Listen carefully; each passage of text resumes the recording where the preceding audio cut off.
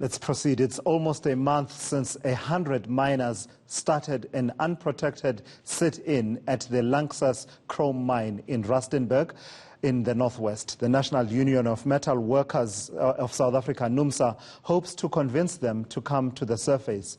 They say some miners need medical attention. eNCA's Awiwe Mtila is tracking that story and joins me now from outside the Lanxess mine. So, Awiwe, NUMSA going to court and being successful there in getting access to the miners and sending representatives to the ground, underground, just yesterday or the day before, but not successful in convincing these workers. How are the efforts going today? What is NUMSA telling us? Well, simply put, it is a stalemate, Bratulas, here at Lanxess Chrome Mine, in fact, where miners have been underground for exactly a month today, and it seems like there's still no way forward in that regard. We understand the High Court, in fact, did affirm that it was an illegal strike, and in fact gave NUMSA the directives just to talk to their members and assure that they'll be out of that mine by 6 o'clock this evening. That is seemingly not going to happen. But just joining us now is one of those people that that have been communicating with the underground miners, Awiwe Mtila, who is the regional organizer of NUMSA. Thank you for joining us at eNCA. You've been continuously talking to them, even now, just moments ago. I just want to understand, how are they down there? What are their living conditions there? Yeah, I think the critical issue at the moment is the issue of food, which since there's been management has maintained the stance that they will provide them with phakamiso, which is the porridge. It's almost in that porridge is very soft. One cannot rely on for purpose of actually being full on one's stomach. But then there's also yesterday I was made to understand there was power failure, 3 power failures, which according to the comrades here is that usually when it's raining, they encounter a lot of power failures, and it was raining yesterday. Then the situation has been very worse for them. So I can imagine the underground situation at the moment, over and above the issue of food, because I was told that these guys, if they are actually trapped between starving and drinking this phakamiso, because they say if you can take more than 2 of those things, you end up having a running stomach. So they are compromising just to take just a small amount so that it should actually sustain them. Now, I've been talking to the Department of Labour, who have assured me that they have been here on a daily basis just monitoring the situation. Have you seen them, the representatives from the Department of Mineral Resources, or have you gotten any assistance as NUMSA for those underground workers, or any intervention in fact?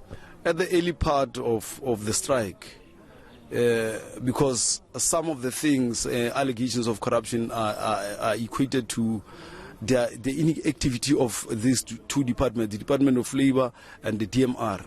We marched to the Department of Labour, we marched to the Department of Mineral Resources, seeking their intervention.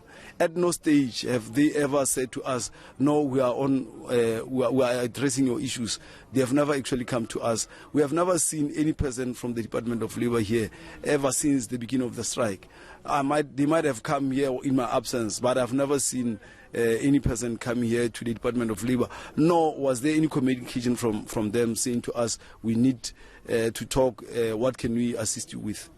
Now, just lastly, the deadline has been 6 o'clock for you to negotiate with the underground workers. What's going to happen going forward? Because I understand Lanxess mine itself basically saying that they will take stern action if those miners are still there on Monday. Our biggest worry is that on the 11th, we came to try to talk to our members.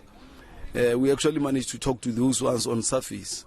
Those that underground were crying about their situation with hunger, and we only managed to talk to 4 or 5 of them, who, when we started to actually read the court order, actually dispersed and went underground.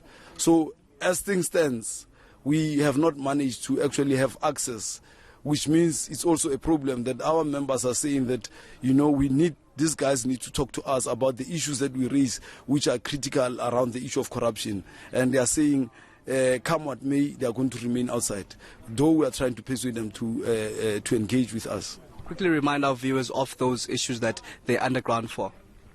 We started with the issue of the contractors that are contracted here at Lanxess.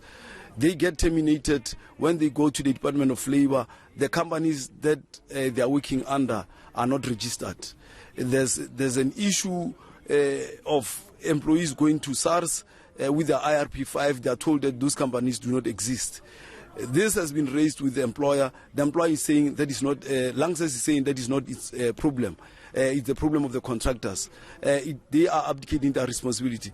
There's also an issue of an employee who has been working here at Lanxess who does not have, since 2015, whose legal permits have expired since 2015. His case is sitting on the 17th in the magistrate court in Rustenburg.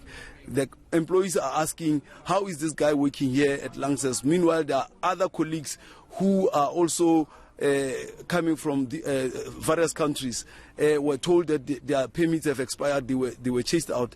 Then our members are actually asking about this particular issue, that why is this person being left here without him actually being terminated, with similar to other comrades who were terminated.